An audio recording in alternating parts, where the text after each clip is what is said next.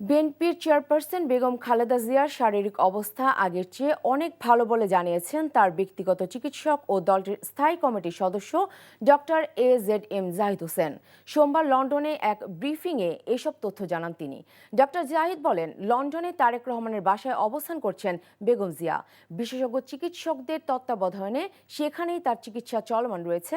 চিকিৎসকদের সম্মতি পেলেই তিনি দেশে ফিরবেন বলেও জানান বিএনপির এই নেতা। দেশের মানুষ এবং বিদেশের মানুষও ওনার জন্য যে দোয়া করছেন তার বদৌলতে উনি ওনার জ্যেষ্ঠ পুত্র অর্থাৎ জনাব তারেক রহমান সাহেবের বাসায় চিকিৎসাধীন থাকা অবস্থায় আগের চেয়ে উনি অনেকটা ভালো আছেন এটি বলা যায়। খুব সুস্থ উনি হয়ে উঠেছেন একথা আমি বলবো না, বাট উনি যে কোনো সময়ের তুলনায় আল্লাহর অশেষ মেহেরবানি অনেকটা সুস্থ আছেন এবং খুব শীঘ্রই চিকিৎসকরা যখনই বলবেন উনি দেশে ফেরত যাবেন ইনশাআল্লাহ। দর্শক, সাভার জাতীয় স্মৃতিসৌধে আছেন সহকর্মী নূর হোসেন।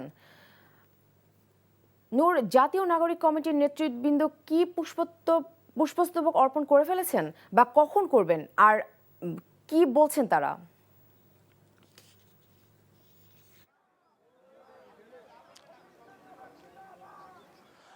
নাফিসা, জাতীয় নাগরিক কমিটির শীর্ষ নেতৃত্ব নাহিদ ইসলামের নেতৃত্বে কেন্দ্রীয় কমিটি এবং এখানে সাভারের আশপাশের যে নেতাকর্মীরা রয়েছেন তারা সহ জাতীয় স্মৃতিসৌধে এসে উপস্থিত হয়েছেন। এই মুহূর্তে এখনও তারা তাদের যে পুষ্পস্তবক অর্পণ বা শ্রদ্ধা নিবেদন সেটি করেননি। তবে সে শ্রদ্ধা নিবেদনের জন্য জাতীয় নাগরিক কমিটির নেতারা ফুল বা পুষ্পার্ঘ্য নিয়ে একেবারে যে শহীদদের মূল যে বেদিটি রয়েছে সেই বেদির দিকে এগিয়ে আসছেন, এমনটি আমরা দেখতে পাচ্ছি। এবং আজকে এইখানে শ্রদ্ধার্ঘ্য নিবেদন করে পুষ্পস্তবক নিবেদন করে অর্পণ করে নাহিদ ইসলাম সহ শীর্ষ নেতৃত্ব গণমাধ্যমের সঙ্গে কথা বলবেন। সেখান থেকে তারা তাদের যে পরবর্তী কর্মসূচি কী হবে সেটি আমাদেরকে জানাবেন। তবে এর আগে আমরা জানতে পেরেছি আজকে এই শ্রদ্ধা নিবেদনের মধ্য দিয়ে জাতীয় নাগরিক কমিটি তার আনুষ্ঠানিক যে কর্মকাণ্ড, আনুষ্ঠানিক যে পথ চলা সেটি শুরু করেছে এবং এর পরপরই এখানে পুষ্পস্তবক অর্পণের পরপরই জাতীয় নাগরিক কমিটির নেতারা চলে যাবেন রায়ের বাজার কবরস্থানে, যেখানে জুলাই আগস্ট আন্দোলনে শহীদ হওয়া বেশ কয়েকজন বেওয়ারিশ শহীদের লাশ রয়েছেন এবং ওই শহীদদেরকে সম্মান জানানোর মধ্য দিয়ে আনুষ্ঠানিক যে কর্মকাণ্ড সেটি শুরু হবে। এর পরপরই আজকে বেলা ৩টার দিকে জাতীয় নাগরিক পার্টির একটি সাধারণ সভা রয়েছে কেন্দ্রীয় কমিটির।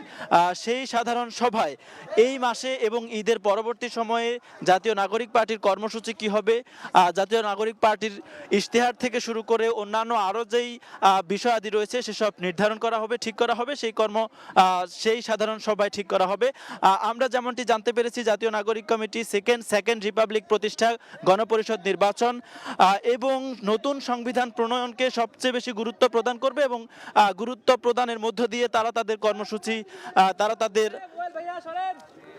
আনুষ্ঠানিক যেই কর্মসূচিগুলো নেবে গ্রহণ করবে সেগুলো তারা সাজাবেন। এটি একটু পরে এখানে শ্রদ্ধা পুষ্পমাল্য অর্পণ করার পরে জাতীয় নাগরিক কমিটির নেতারা সেসব বিষয়ে হয়তো গণমাধ্যম কর্মীদের সঙ্গে আরও বিস্তারিত কথা বলবেন, তখন আমরা জানতে পারবো।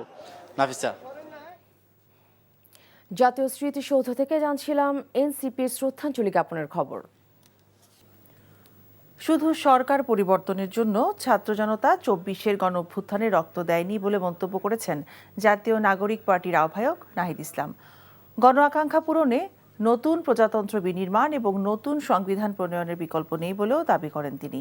সকালে সাভারে জাতীয় স্মৃতিসৌধে জাতীয় নাগরিক পার্টির প্রথম সাংগঠনিক কার্যক্রমের অংশ হিসেবে শ্রদ্ধা নিবেদন শেষে এসব কথা বলেন তিনি। নূর হোসেনের রিপোর্টে বিস্তারিত। জাতীয় নাগরিক পার্টি এনসিপির আত্মপ্রকাশের পর প্রথম সাংগঠনিক কার্যক্রম শুরু করতে নেতাকর্মীদের নিয়ে সাভারের জাতীয় স্মৃতিসৌধে পৌঁছান দলের আহ্বায়ক নাহিদ ইসলাম। ২৪-এর গণ অভ্যুত্থানের সহযোদ্ধাদের নিয়ে মহান মুক্তিযুদ্ধের শহীদদের প্রতি পুষ্পস্তবক অর্পণ করেন তিনি। শ্রদ্ধা নিবেদন শেষে তরুণ এই নেতা অভিযোগ করেন, ৭১-এর মহান মুক্তিযুদ্ধের পরও প্রকৃত স্বাধীনতা পায়নি এদেশের মানুষ। এজন্য পুরনো কাঠামো ভেঙে সেকেন্ড রিপাবলিক প্রতিষ্ঠার দাবি জানান তিনি। ১৯৭১ সালে মুক্তিযুদ্ধের মধ্য দিয়ে আমরা একটি স্বাধীন রাষ্ট্র পেলেও আমাদের যে সার্বভৌমত্ব, সেই সার্বভৌমত্ব বারবার হুমকির মুখে পড়েছে। আমাদের যে গণতান্ত্রিক প্রতিষ্ঠানসমূহ বারবার ভেঙে পড়েছে। আমরা একটি গণতান্ত্রিক সংবিধান গড়ে তুলতে পারিনি। একটি একদলীয় সংবিধানের মাধ্যমে ফ্যাসিজম এবং একদলীয় স্বৈরতন্ত্রের বীজ বপন করা হয়েছিল। ফলে আমরা বলেছি যে একটি নতুন প্রজাতন্ত্র আমাদের গড়তে হবে এবং তার জন্য একটি নতুন সংবিধান এবং গণপরিষদ নির্বাচনের প্রয়োজন। আওয়ামী লীগের বিচার দৃশ্যমান করেই গণপরিষদ নির্বাচন দেওয়ার দাবি জানায় জাতীয় নাগরিক পার্টি। নির্বাচিত গণপরিষদ পরবর্তীতে সংসদের ভূমিকা পালন করতে পারবে বলেও জানায় নাহিদ ইসলাম। 24-এর গণ অভ্যুত্থান যাতে ব্যর্থ না হয়, পুরনো সংবিধান এবং পুরনো শাসন কাঠামো রেখে একটি নতুন বাংলাদেশ বিনির্মাণ সম্ভব নয়। কেবলমাত্র সরকার পরিবর্তন করেই আমরা কিন্তু আমাদের জনগণের যেই কল্যাণ সেটি সম্ভব নয়, প্রকৃত গণতন্ত্র বাস্তবায়ন সম্ভব নয়। সেজন্য আমরা বলছি যে আমরা যেহেতু এই 24 সালে গণ অভ্যুত্থান হয়েছে, ছাত্র জনতা রক্ত দিয়েছে, আমরা কেবল সরকার পরিবর্তন নয় বরং শাসন কাঠামো সহ পুরো সাংবিধানিক পরিবর্তন করে নতুন একটি বাংলাদেশের যাত্রা শুরু করতে চাই। জাতীয় স্মৃতিসৌধে শ্রদ্ধা নিবেদন শেষে রাজধানীর জায়ের বাজার কবরস্থানে জুলাই আগস্ট আন্দোলনের শহীদদের কবর জিয়ারত করে জাতীয় নাগরিক পার্টির নেতারা। এ সময় আওয়ামী লীগের দ্রুত বিচার নিশ্চিতের দাবি জানান তারা। নূর হোসেন, এনটিভি নিউজ, ঢাকা। সাভারে ঢাকা রিচা মহাসড়কে বিভিন্ন সময় সংঘটিত ছিনতাই ডাকাতির সাথে জড়িত পেশাদার 5 ছিনতাইকারীকে আটক করেছে পুলিশ। পুলিশ জানায়, গতরাতে রমজান মাসে ঢাকা রিচা মহাসড়কে ছিনতাই ডাকাতি বেড়ে যাওয়ার খবরে পুলিশের বিশেষ টিম অভিযান শুরু করে। এ সময় পেশাদার 5 ছিনতাইকারীকে আটক করে তারা। আটককৃতরা মহাসড়কে ওত পেতে থেকে যাত্রী এবং পথচারীদের কাছ থেকে মোবাইল ফোন এবং স্বর্ণালংকার লুট করে নিত। এদের বিরুদ্ধে আইনগত ব্যবস্থা গ্রহণ করা হবে বলে জানিয়েছে ডিবি।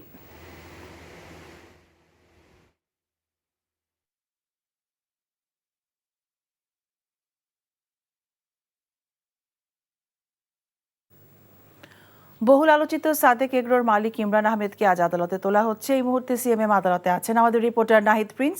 আমরা সরাসরি যাচ্ছি তার কাছে। নাহিদ, ইমরান আহমেদকে কি আদালতে আনা হয়েছে? আপনার কাছে সেখানকার কি তথ্য আছে আমাদেরকে জানাবেন।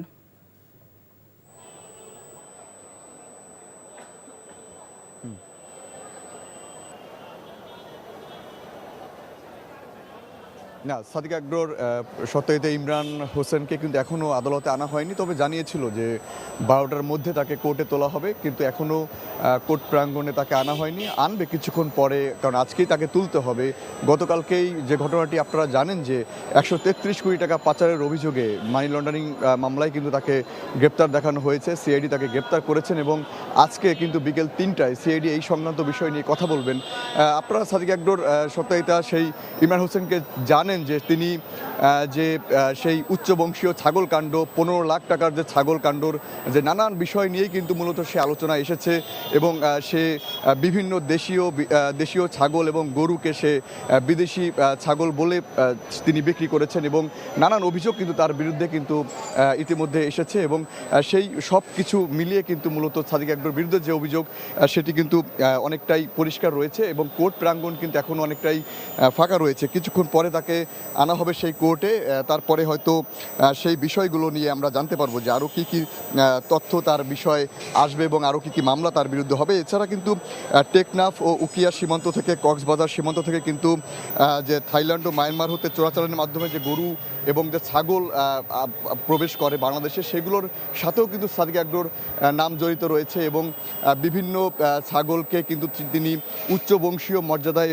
তিনি নাম দিয়ে কিন্তু সেগুলোর দাম যে বৃদ্ধি করা, সেগুলো বিষয় কিন্তু তিনি দীর্ঘদিন ধরে করে আসছিলেন এবং গত বছরের কুরবানি ঈদে কিন্তু একটি উচ্চবংশীয় ছাগল যেটি 15 লাখ টাকায় তিনি বিক্রি করেছিলেন এবং তারপরে কিন্তু মূলত তার নামটি একদম আলোচনায় শীর্ষে চলে আসে, কারণ সেগুলো মূলত দেশীয় ছাগল ছিল এবং সেগুলোকে নাম পরিবর্তন করে বিভিন্ন জাতের নাম তিনি দেখিয়ে তারপরে সেগুলো বাজারে তিনি বিক্রি করতেন। তো সব কিছু মিলিয়ে কিন্তু সাদেক এগ্রোর ইমরান হোসেন সহ আরও 2জনকে গ্রেপ্তার করেছে সিআইডি। সে বিষয় নিয়ে আজকে কথা বলবেন সিআইডি দপ্তরে।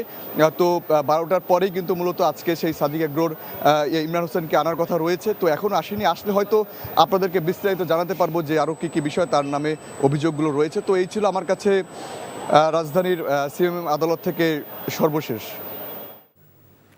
জানছিলাম সাদেক এগ্রোর মালিককে আদালতে নিয়ে আসার খবর। 3 দিকে ভারত বেষ্টিত সিলেট বিভাগের 4 জেলার সীমান্তেই তৎপর চোরা কারবারিরা। তাদের হাত ধরে প্রতি মাসে দেশে প্রবেশ করছে হাজার কোটি টাকার অবৈধ পণ্য। গত 1 বছরে প্রায় 250 কোটি টাকার ভারতীয় পণ্য জব্দ করেছে বিজিবি। তবে থেমে নেই চোরা কারবারিরা। সীমান্ত নিয়ে সিলেটের সজল ছত্রীর রিপোর্ট, ক্যামেরায় ছিলেন আনিস রহমান।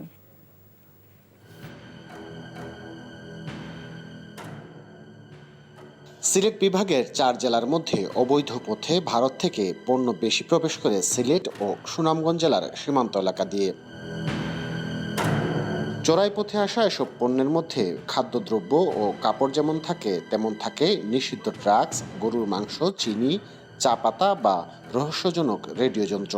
মাদক ও অস্ত্র পাচারেরও বড় রুট সিলেটের বিভিন্ন সীমান্ত। আমরা অস্ত্র এবং মাদকের ব্যাপারে কিন্তু সবচেয়ে বেশি কেয়ারফুল। আমরা অস্ত্র এই এলাকায় খুব একটা আমরা পাইনি, ভেরি লেস। সুনামগঞ্জ একটা ধরা পড়েছে কয়েকদিন আগে, বাট খুব একটা অস্ত্র আমরা এখানে খুঁজে পাই। তার মানে হচ্ছে যে হয়তোবা এই এলাকা দিয়ে অস্ত্র হয় খুব কম। মাদকের বিষয়টা আমরা পেয়েছি, আমরা ইয়াবার কিছু চালান আমরা এখানে ধরেছি। সুনামগঞ্জ এবং জকিগঞ্জে কিছু ইয়াবার চালান ধরা পড়েছে, মদ ধরা পড়ে। তুলনায় কম হলেও বাংলাদেশ থেকেও অবৈধ পথে ভারতে পাচার হয় রসুন, দেশি মাছ সহ বিভিন্ন দ্রব্য। স্থানীয়রা বলছেন, কর্মসংস্থানের অভাবে অবৈধ পথে পণ্য ও পশু পারাপারের ঝুঁকি নিচ্ছেন স্থানীয় নিম্ন আয়ের মানুষ। রাত্রে যায় চিনি বোয়া যায় আপনি মাজন মহাজনে আমার টাকা দিবা এক বস্তা লামাই দিচ্ছে, পাই 200 টাকা 300 টাকা পাই, বাচ্চা কাচ্চারা নিয়ে জীবিত আমি বাসায়। বিডিআরও দুইরা পালে লইয়া যায় তা, এরপরে বিএসএফও খুব জুলুম জাতি করে, তা খুব পরীক্ষে এগুলা নিয়ে কাজ করে। মানুষ তো কোনোবাই কাজ কর্ম পায় না হিসাবে বিদায় টাকার বিনিময়ে তারা ইন্ডিয়া তুলতে প্রস্তুত। পরিবর্তিত পরিস্থিতিতে সীমান্তে নজরদারি বাড়িয়েছে বর্ডার গার্ড বাংলাদেশ, বিজিবি। তবে বন্ধ হয়নি অবৈধ পথে পণ্য পরিবহন। আমাদের পেট্রোলগুলো যখন ধরতে যায় তখন দেখা যাচ্ছে যে এই মালামালগুলো রেখে তারা বিভিন্ন পথে পালায় চলে যায়, পানিতে ঝাঁপ দেয় বা জঙ্গলে ইয়ে করে দেয়। আমরা অনেক সময় পার্সু করে তাদেরকে ধরি, আর অনেক সময় দেখা যায় তারা এলাকার অ্যাডভান্টেজ নিয়ে তারা চলে যাচ্ছে। প্রায় প্রতিদিনই বিজিবির হাতে জব্দ হচ্ছে কোটি কোটি টাকার অবৈধ ভারতীয় পণ্য ও পশু। তবে সংশ্লিষ্টরা বলছেন, জব্দ না হয়ে বাজারে ছড়িয়ে যাচ্ছে আরও হাজার কোটি টাকার অবৈধ পণ্য। সজল ছত্রী, এনটিভি নিউজ, সিলেট। হবিগঞ্জের লাখায়ে টমটমে যাত্রী উঠানামা নিয়ে দুপক্ষের সংঘর্ষের জেরে মাইকে ঘোষণা দিয়ে ফের সংঘর্ষের ঘটনা ঘটেছে। সকালে লাখাই উপজেলার সিংহগ্রামের মাইজহাটি এবং দাইরল এলাকাবাসীর মধ্যে এই সংঘর্ষ ঘটে। এলাকাবাসী জানান, গতকাল উপজেলার বুল্লা বাজারে ব্যাটারি চালিত অটোরিকশায় যাত্রী উঠানামা নিয়ে দাইরল এলাকার চালক মিলন মিয়া এবং যাত্রী মাইজহাটির তহিদের মধ্যে বাকবিতণ্ডা এবং হাতাহাতির ঘটনা ঘটে। এ সময় বাজারে থাকা উভয় পক্ষের লোকজন সংঘর্ষে জড়িয়ে পড়লে 10 জন আহত হয়। এ ঘটনার জেরে আজ সকালে আবারও উভয় পক্ষের লোকজন মসজিদের মাইকে ঘোষণা দিয়ে দেশীয় অস্ত্র নিয়ে সংঘর্ষে নামে। প্রায় 2 ঘণ্টা ব্যাপী সংঘর্ষে অর্ধশত লোক আহত হয়েছে। আহতদের স্থানীয় এবং জেলা সদর হাসপাতালে পাঠানো হয়েছে। জামালপুরে বাসে অগ্নিসংযোগের সাথে জড়িতদের গ্রেফতার এবং চালক, শ্রমিক ও যাত্রীদের নিরাপত্তার দাবিতে দ্বিতীয় দিনের মতো চলছে গণপরিবহন ধর্মঘট। সকালে জামালপুর থেকে রাজধানী ঢাকা সহ সারা দেশের সাথে বাস চলাচল বন্ধ ঘোষণা করে জেলা বাস মিনিবাস মালিক সমিতি।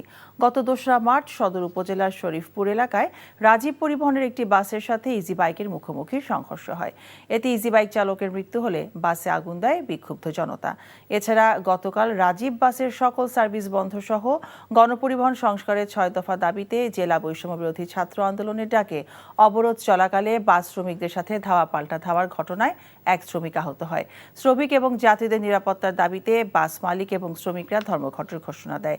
এর আগে গতকাল দুপুর থেকে বিভিন্ন রুটে বাস চলাচল বন্ধ রাখা হয়। দেশের আমদানি রপ্তানি পণ্যের 87% এবং 99% কন্টেইনার চট্টগ্রাম বন্দরের মাধ্যমে আসা যাওয়া করে। এই কাজে বন্দরকে আরও গতিশীল করতে সরকারি বেসরকারি উদ্যোগে কন্টেইনার ডিপোকে উৎসাহিত করার জোর দিয়েছে বন্দর ব্যবহারকারীরা। তবে পণ্যবাহী যানবাহনের অনলাইন পাস চালু, ট্র্যাকিং ব্যবস্থা যুক্ত সহ নানা উদ্যোগে বন্দরের পণ্য ডেলিভারি সেবার মান বেড়েছে বলে জানায় বন্দর কর্তৃপক্ষ। চট্টগ্রাম থেকে আরিচ আহমেদের পাঠানো রিপোর্ট, ক্যামেরায় ছিলেন এনামুল হক। 2024 সালে কন্টেইনারবাহী পণ্যসহ চট্টগ্রাম বন্দর দিয়ে পরিবহন হয়েছে 12 কোটি 39 লাখ টন পণ্য। কন্টেইনার ছাড়াও সাধারণ পণ্যের মধ্যে সিমেন্ট, সিরামিক্স, ইস্পাত শিল্পের কাঁচামাল, পাথর, সার, ভোগ্যপণ্য ও জ্বালানি তেল অন্যতম। এসব পণ্য দেশের বিভিন্ন এলাকায় পৌঁছে দেওয়া একটি বড় ধরনের চ্যালেঞ্জ বলে মনে করেন বন্দর সংশ্লিষ্টরা। পোর্টের এফিসিয়েন্সি বেড়ে যাওয়া মানে আপনার জাহাজের টার্ন অ্যারাউন্ড টাইম যেটা এটাও কমে যাবে, আমাদের যেই কার্গো এবং কন্টেনার যে ডুয়েল টাইম এটাও কমে যাবে, তো সব কিছু ফাস্ট হয়ে যাবে, তার মানে কি আমাদের হ্যান্ডলিং ক্যাপাসিটি বেড়ে যাবে। তবে চট্টগ্রাম বন্দরকে আরও বেশি গতিশীল করতে রপ্তানি ডেলিভারি সহ বিভিন্ন কার্যক্রম বন্দরের বাইরে নিয়ে আসা, সরকারি বেসরকারি কন্টেইনার ডিপো স্থাপনকে উৎসাহিত করার কথা জানান সংশ্লিষ্টরা। এই ইম্পোর্টস ডেলিভারিটা চট্টগ্রাম বন্দরের বাইরে আনতে হবে। সেটার জন্য যদি আপনাকে প্রাইভেট ইনভেস্টমেন্ট দরকার হয় সেটা করতে হবে। সরকার থেকে পলিসি সাপোর্ট দিয়ে আরও আইসিডিস, সেটা সরকারিভাবেও হতে পারে, বেসরকারিভাবেও হতে পারে। এদিকে 2 বছর আগে আগুনে অর্ধশতাধিক লোক নিহতের পর চট্টগ্রামের বৃহত্তম বেসরকারি কন্টেইনার বিএম ডিপো নতুন করে কাজ শুরু করায় সন্তোষ প্রকাশ করেন বিদেশি বিনিয়োগকারীরা। Made great progress in the fire safety, environmental safety and worker safety. Really have taken up the challenge and to become leading in class in their safety rules and regulation. Over 50 years, a good partner in Bangladesh with investment in various sectors. We are interested in Bangladesh and definitely our companies are looking forward to more prosperous investments in this area of Bangladesh. দৈনিক 3 থেকে 5,000 truck বন্দরে প্রবেশ করে। আগামীতে চট্টগ্রাম বন্দর vehicle live tracking online কার্যক্রম চালু হলে আমদানি রপ্তানির কার্যক্রম আরও দ্রুত হবে বলে জানান বন্দর কর্তৃপক্ষ। NTV news desk. সরকারের প্রতিটি বাহিনীর সদস্যই কমবেশি গুমের সাথে জড়িত ছিল উল্লেখ করে অভিযুক্ত ব্যক্তিদেরই শাস্তির মুখোমুখি হতে হবে বলে জানিয়েছে গুম সংক্রান্ত তদন্ত কমিশন। কিছু ব্যক্তির জন্য পুরো বাহিনীকে আতঙ্কিত না হওয়ার আহ্বান জানিয়েছে কমিশন। আজ এক সংবাদ সম্মেলনে কমিশনের প্রধান জানান, কমিশনে এখন পর্যন্ত 1,752টি অভিযোগ জমা পড়েছে, যার মধ্যে প্রায় 1,000টি অভিযোগের যাচাই বাছাই শেষ হয়েছে। 280 জন অভিযোগকারী এবং 45 জন আইনশৃঙ্খলা বাহিনী ও গোয়েন্দা সংস্থার বিভিন্ন পর্যায়ের কর্মকর্তাদের বক্তব্য কমিশন নিয়েছে বলেও জানান কমিশন প্রধান।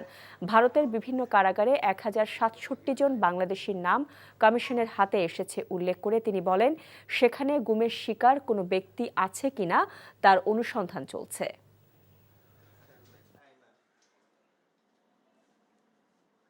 কতিপয় ব্যক্তির জন্য পুরো বাহিনী আতঙ্কগ্রস্ত বা প্যানিক স্ট্রিকেন হয়ে যাচ্ছে, কিন্তু এ প্রসঙ্গে উল্লেখ্য যে আইন শৃঙ্খলা রক্ষাকারী বাহিনী ও গোয়েন্দা সংস্থার যে সকল সদস্যরা গুমের সাথে জড়িত তা তাদের ব্যক্তিগত ফৌজদারি দায়। এতে কমিউনিটিকে দোষারোপ করার কোনো সুযোগ নেই। গুমের সাথে জড়িত ব্যক্তিদের আইনের আওতায় আনা হলে সংশ্লিষ্ট বাহিনীর কালিমা মোচন হবে এবং বাহিনীর ভাবমূর্তি উজ্জ্বল হবে। বহুল আলোচিত সাদেক এগ্রোর মালিক ইমরান হোসেনকে আজ আদালতে নেওয়া হয়েছে। এই মুহূর্তে সিএমএম আদালতে আছেন আমাদের রিপোর্টার নাহিদ প্রিন্স। সরাসরি যাচ্ছি তার কাছে। নাহিদ, আদালতের কার্যক্রম কোন পর্যায়ে রয়েছে আমাদের জানান।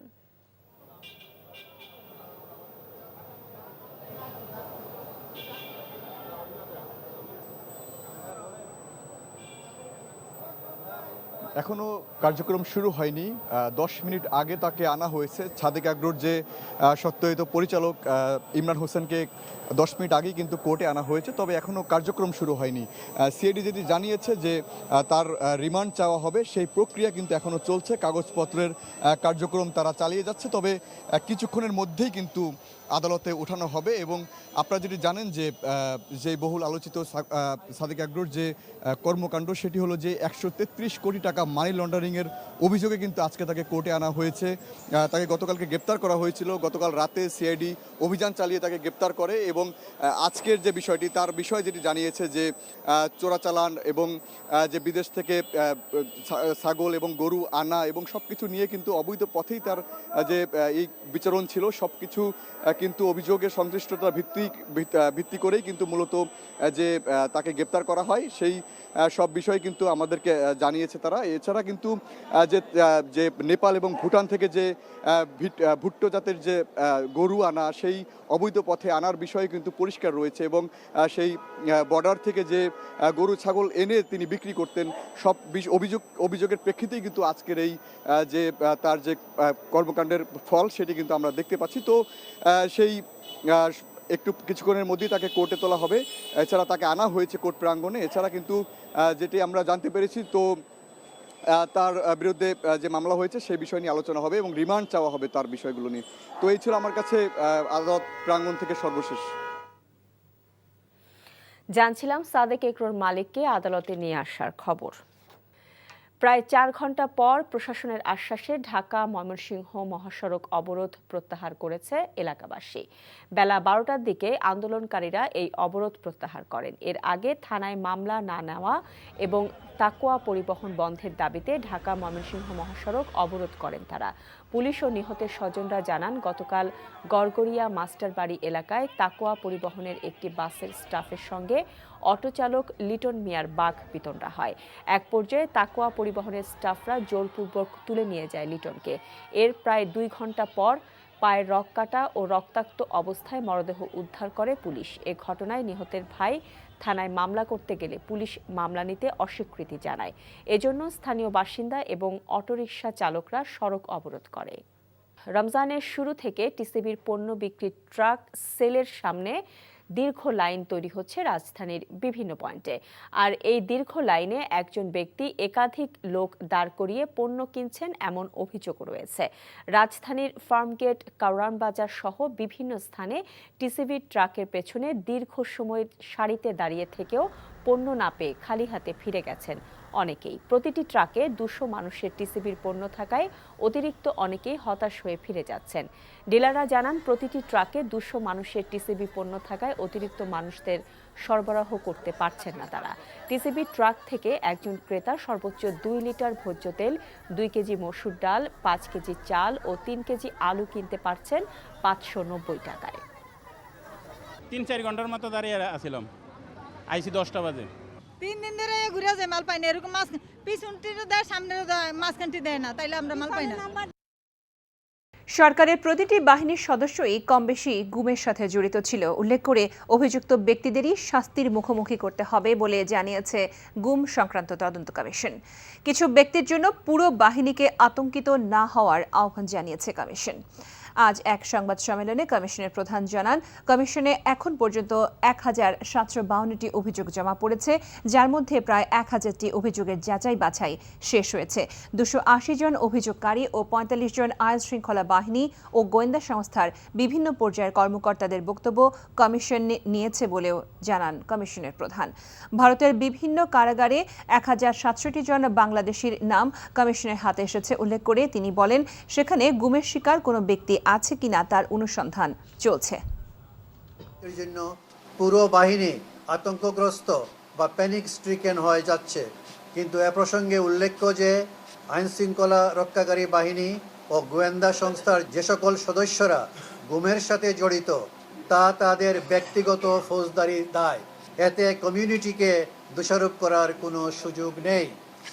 গুমের সাথে জড়িত ব্যক্তিদের আইনের আওতায় আনা হলে সংশ্লিষ্ট বাহিনীর কালিমা মোচন হবে এবং বাহিনীর ভাবমূর্তি উজ্জ্বল হবে। মেহেরপুরের গাংনী উপজেলায় ইসলামী ব্যাংকের এজেন্ট ব্যাংকিংয়ে গ্রিল কেটে 8,10,000 টাকা চুরি হয়েছে।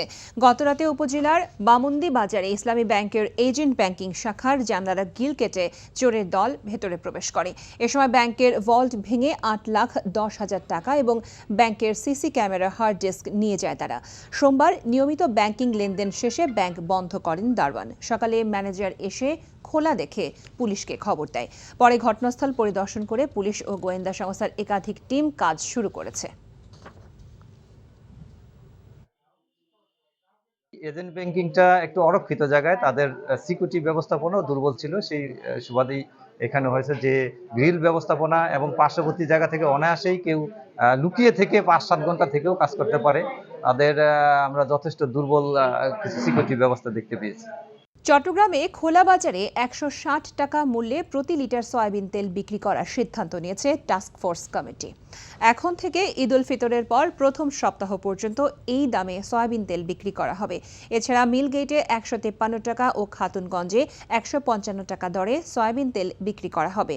দুপুরে চট্টগ্রাম সার্কিট হাউসে নিত্য প্রয়োজনীয় পণ্যের মূল্য স্থিতিশীল রাখতে গঠিত টাস্ক ফোর্সের সভায় এই সিদ্ধান্ত নেওয়া হয়।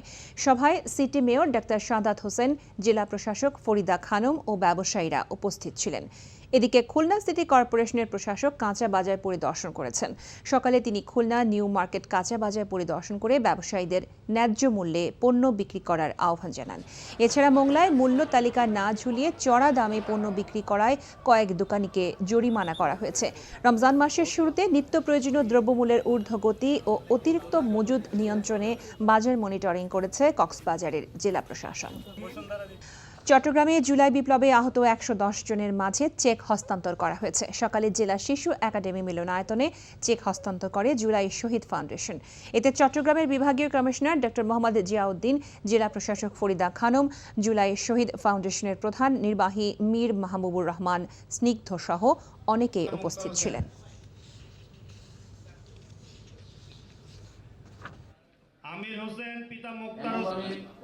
নতুন উপদেষ্টা হচ্ছেন ঢাকা বিশ্ববিদ্যালয়ের আন্তর্জাতিক সম্পর্ক বিভাগের অধ্যাপক ডক্টর CR আবরার। শপথ নেবেন কাল।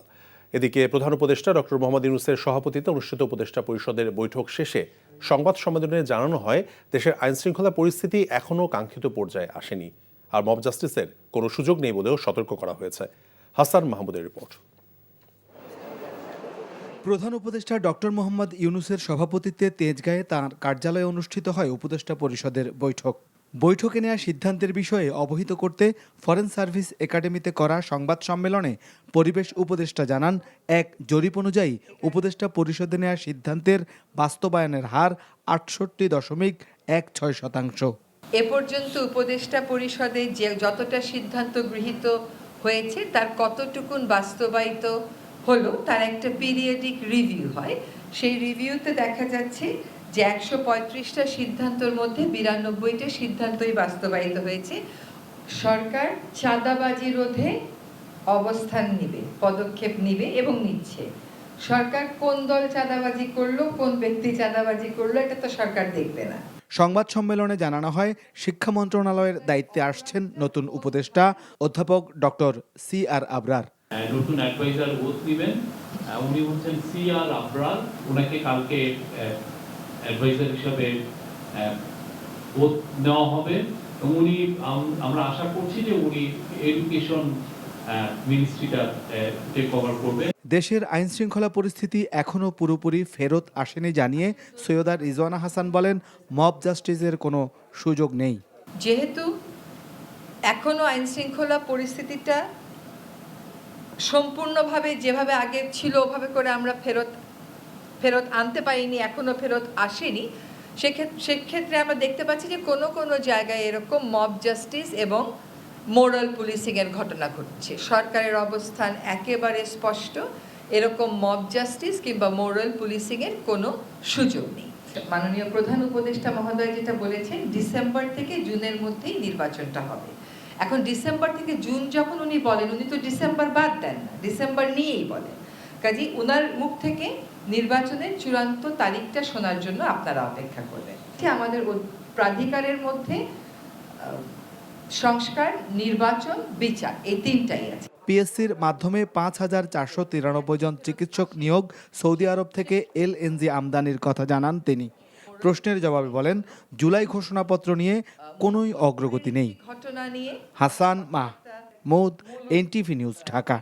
সরকারের প্রতিটি বাহিনীর সদস্যরাই কম বেশি গুমের সাথে জড়িত ছিলেন উল্লেখ করে গুম সংক্রান্ত তদন্ত কমিশন বলছে, অভিযুক্ত ব্যক্তিরাই শাস্তির মুখোমুখি হবেন।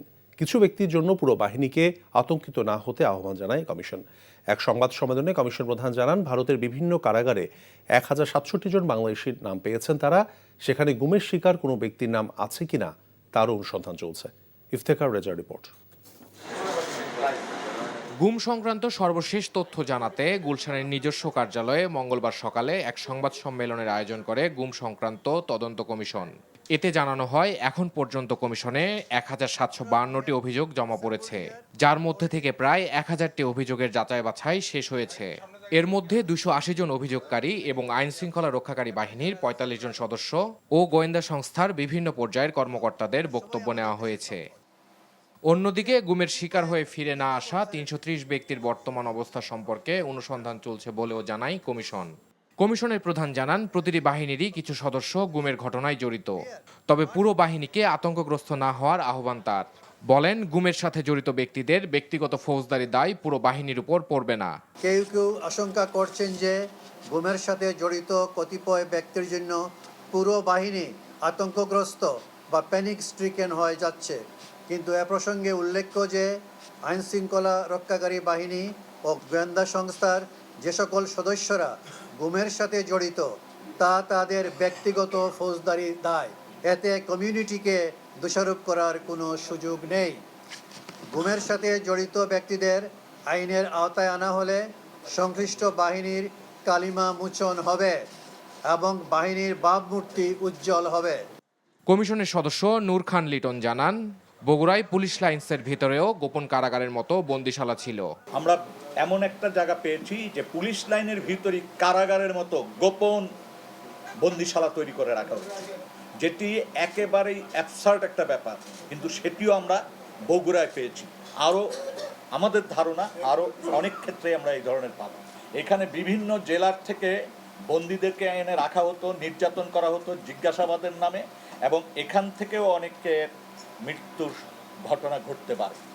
বর্তমানে প্রশাসনের বিভিন্ন পদে থাকা অনেকেই গুমের সাথে জড়িত ব্যক্তিদের পক্ষে থাকার চেষ্টা করে নিজেরাও ফৌজদারি অপরাধে জড়িয়ে পড়ছেন, যা না করার আহ্বানও জানান গুম সংক্রান্ত তদন্ত commission. Iftekhar Reza, NTV news, Dhaka. অর্থ পাচার মামলায় বিএনপির ভারপ্রাপ্ত চেয়ারম্যান তারেক রহমান ও ব্যবসায়ী গিয়াসউদ্দিন আল মামুনের সাজার বিরুদ্ধে করা আপিলের রায় ঘোষণা করা হবে আগামী 6 মার্চ। প্রধান বিচারপতি ডক্টর সৈয়দ রেফাত আহমেদের নেতৃত্বাধীন আপিল বেঞ্চ আজ এই দিন ধার্য করেন। গত বছরের 10 ডিসেম্বর সিঙ্গাপুরের অর্থ পাচারের অভিযোগে করা মামলায় তারেক রহমান ও গিয়াসউদ্দিন আল মামুনের 7 বছরের সাজা স্থগিত করেন আপিল বিভাগ। একই সঙ্গে তাদের জরিমানাও স্থগিত করেন আদালত। 2016 সালের 21 জুলাই বিচারিক আদালতের খালাসের রায় বাতিল করে আসামিদেরকে 7 বছরের কারাদণ্ড দেন হাইকোর্ট।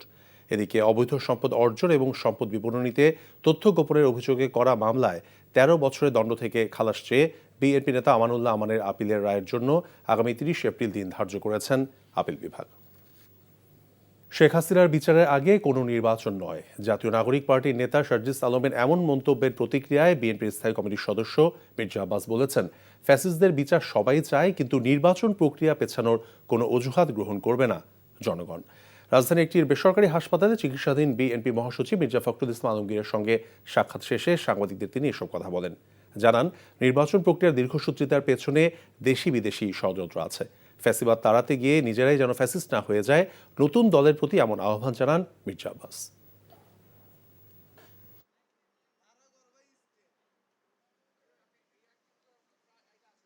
আওয়ামী লীগের এবং আওয়ামী ফ্যাসিস্ট সরকারের বিচার বিএনপি চায়, আমি চাই, সবাই চায়। আমার মনে হচ্ছে কিছু কিছু লোক নির্বাচন প্রক্রিয়া পিছিয়ে দেওয়ার জন্য, নির্বাচন না করার জন্য একটা অজুহাত তৈরি করার পায়তারা করতেছে, সৃষ্টি করতেছেন। এটার মধ্যে দেশি বিদেশি চক্রান্ত কাজ করতেছে। প্রধান নির্বাচন কমিশনার এএমএম নাসির উদ্দিন বলেছেন, জাতীয় পরিচয়পত্র নির্বাচন কমিশনের আওতাধীন থাকা উচিত। এ বিষয়ে কমিশনের মতামত লিখিতভাবে সরকারকে জানানো হবে। রাজধানী আগারগাঁয় নির্বাচন কমিশন ভবনে এসব কথা বলেন তিনি। সিইসি বলেন, এনআইডি কার্যক্রম নির্বাচন কমিশন থেকে চলে যাবে এমন কোনো তথ্য নেই। সরকারের চিন্তা সব সেবা এক জায়গা থেকে দেয়া যায় না। সিইসি বলেছেন, কমিশন লিখিতভাবে জানাবে এই কার্যক্রম চলে গেলে কমিশনের সমস্যা হবে, কারণ এখন ভোটার নিবন্ধন চলছে, সামনে জাতীয় নির্বাচন। এরই মধ্যে তড়িঘড়ি করে সরকার সিদ্ধান্ত নেবে না বলে মনে করেন তিনি। জানা গেছে, জন্ম নিবন্ধন এবং এনআইডি পাসপোর্ট সেবা নিয়ে দুর্ভোগ নিরসনে স্বতন্ত্র কমিশন প্রতিষ্ঠায় সিভিল রেজিস্ট্রেশন কমিশন 2025 নামে একটি অধ্যাদেশ জারির উদ্যোগ নেওয়া হয়েছে। এ বিষয়ে ইতিমধ্যে অংশীজনের পরামর্শ নেওয়া হয়েছে। এনআইডিটা নিয়ে যাচ্ছিল কিন্তু স্বরাষ্ট্র মন্ত্রণালয় এটা আইনি করে ফেলেছিল, আপনারা দেখেছেন, এফেক্ট দেয় নাই আর কি। তো আমরা সেটা সরকারকে বোঝাতে সক্ষম হয়েছি, এটা সঠিক হবে না, সিদ্ধান্তটা সঠিক হবে না, এটা স্বরাষ্ট্র মন্ত্রণালয়ে যাওয়াটা সঠিক হবে না, এটা তারা মেনে নিয়েছে। তবে তারা চিন্তা করেছে যে একটা জায়গা থেকে যদি এনআইডির সাথে আরও যদি অন্যান্য সেবাগুলো দেওয়া যায়, সেরকম একটা চিন্তা সরকারের হয়তো আছে। সমস্যা তো যা হবে আমরা লিখিতভাবে জানাবো। চোরাচালান, প্রতারণা এবং জালিয়াতির মামলায় সাদিক এগ্রোর মালিক ইমরান হোসেনের জামিন আবেদন নামঞ্জুর করে সিআইডি জানিয়েছে, সাদিক এগ্রোর অপকর্মের সঙ্গে আরও কয়েকজনের নাম পাওয়া গেছে। নাহিদ প্রিন্সের রিপোর্ট। ছাগলকাণ্ডে আলোচিত সাদিক অ্যাগ্রোর চেয়ারম্যান ইমরান হোসেনকে আদালতে হাজির করার পর শুনানিতে তার পক্ষের আইনজীবীরা ১৩৩ কোটি টাকা মানি লন্ডারিংয়ের অভিযোগকে ষড়যন্ত্র হিসাবে আখ্যায়িত করেন এবং জামিন আবেদন করেন। রাষ্ট্রপক্ষের আইনজীবী তদন্তের আলামত নষ্ট করতে পারেন এই যুক্তিতে ইমরানের জামিনের বিরোধিতা করেন। শুনানি শেষে জামিন আবেদন নামঞ্জুর করে আদালত। তারা একটা মব তৈরি করে এই ইমরান সাহেবকে আজকে এখানে ফাঁসানো হয়েছে এবং কি যে মানি লন্ডারিং যে আইন, আমরা বিদ্যুৎ আদালতকে বলেছি মানি লন্ডারিং কোনো একটি আইনে, কারণ উনি 22 ফেব্রুয়ারি, আপনারা জানেন 22 ফেব্রুয়ারি উনি থাইল্যান্ড থেকে আসছেন। উনি যখন থাইল্যান্ড থেকে আসছেন, উনি যদি মানি লন্ডারিং করতেন, দেশের টাকা বিদেশে পাচার করতেন, তাহলে উনি দেশে কখনো আসতেন না। তার টাকার উৎসগুলো আমরা পেয়েছি, টাকার অঙ্কটা আমরা পেয়েছি এবং এই উৎস এবং তার পাচারের যে বিষয়গুলো, এগুলিকে আমাদের আরও খতিয়ে দেখতে হবে। এখন যদি সে জামিনে বের হয়ে যায়, তাহলে এই মামলার আলামতগুলো সে নষ্ট করবে এবং মামলা তদন্ত যেন না হইতে পারে সেই ব্যবস্থাও সে বিভিন্নভাবে প্রভাবিত করতে পারে। সেই জন্য তাকে জেলে পাঠানো হোক। এদিকে রাজধানীর মালিবাগে সিআইডির প্রধান কার্যালয়ে সংবাদ সম্মেলনে জানানো হয়, চোরাচালান, প্রতারণা ও জালিয়াতির মাধ্যমে অনুমোদনহীন ব্রাহ্মা জাতের গরু আমদানি করে বিদেশে প্রায় ৮৬ লক্ষ টাকা অর্থ পাচার করেছেন ইমরান। ওনার এই অবৈধ বিজনেস এবং অন্যান্য সিন্ডিকেটের বিষয়, মানি লন্ডারিং ইস্যুগুলোতে আরও ৫-৭ জনের সংশ্লিষ্টতা আমরা প্রাথমিক অবস্থায় পেয়েছি।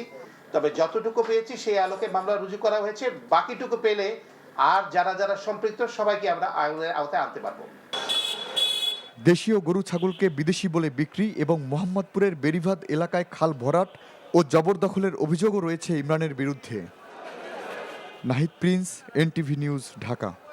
দেশের কঠিন সময়ে জাতীয় ঐক্য বড় শক্তি বলে মন্তব্য করেছেন জাতীয় পার্টির চেয়ারম্যান জি.এম. কাদের। বলেন, অহেতুক দ্বন্দ্বের মাধ্যমে জাতীয় ঐক্য বিনষ্ট করছেন কেউ কেউ। রাজধানীর একটি হোটেলে বিদেশি কূটনীতিকদের সঙ্গে ইফতার মাহফিল অনুষ্ঠানে এসব কথা বলেন তিনি। এ সময় দেশের শান্তি সমৃদ্ধি বজায় রাখতে ঐক্যের পথ আবিষ্কারের তাগিদ দেন তিনি। জাতি হিসাবে সকলের সাথে বন্ধুত্ব, কারোর সঙ্গে বিদ্বেষ নয়, এমন পররাষ্ট্রনীতি পালনের উপর গুরুত্ব আরোপ করেন জাতীয় পার্টির চেয়ারম্যান। জাতীয় পার্টি আয়োজিত ইফতারে যোগ দেন যুক্তরাষ্ট্র, যুক্তরাজ্য, জার্মানি, ভারত সহ বিভিন্ন দেশের রাষ্ট্রদূত এবং ঊর্ধ্বতন কর্মকর্তারা।